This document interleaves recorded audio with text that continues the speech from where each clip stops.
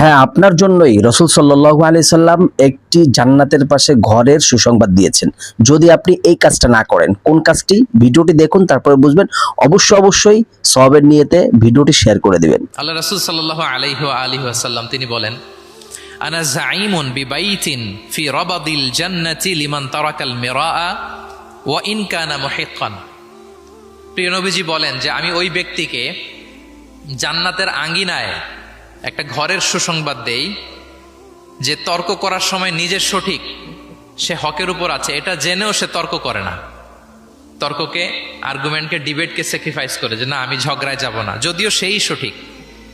এরকম স্যাক্রিফাইস যে করে জান্নাতের আঙ্গিনায়, তাকে আমি একটা ঘরের সুসংবাদ দেই। এরপর প্রিয় নবীজি বলছেন, অবি বাইতিন ফি ওয়াসাতিল জান্নাতি লিমান তারাকাল কাযিবা ওয়া ইন কানা মাযিহান।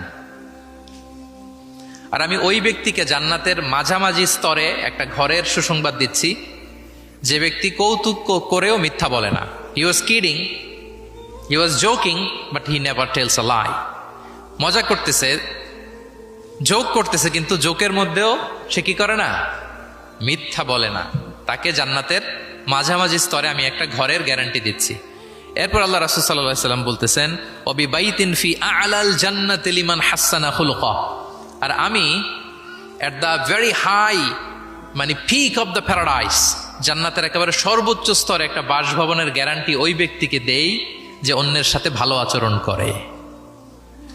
মানে হাসানা খুলুকা, যে তার চরিত্রটাকে সুন্দর করেছে, যার আচরণটাকে সুন্দর করেছে, যার আচরণটা অমায়িক আচরণ, মাধুর্যপূর্ণ আচরণ, ওই ব্যক্তিকে আমি at the highest peak of paradise, জান্নাতের সর্বোচ্চ চূড়ায় একটা বাসভবনের গ্যারান্টি দিচ্ছি। আল্লাহু আকবার। তাহলে আমার আশেপাশে যারা আছে তাদের সাথে ভালো আচরণ করা, গুড বিহেভিয়ার করা, এটা ছোটখাটো কোনো বিষয় নয়, এটা অনেক গুরুত্বপূর্ণ একটা বিষয়। কিন্তু আমরা অনেক সময় এটার গুরুত্বটা বুঝতে পারি না, এটাকে ছোট করে দেখি।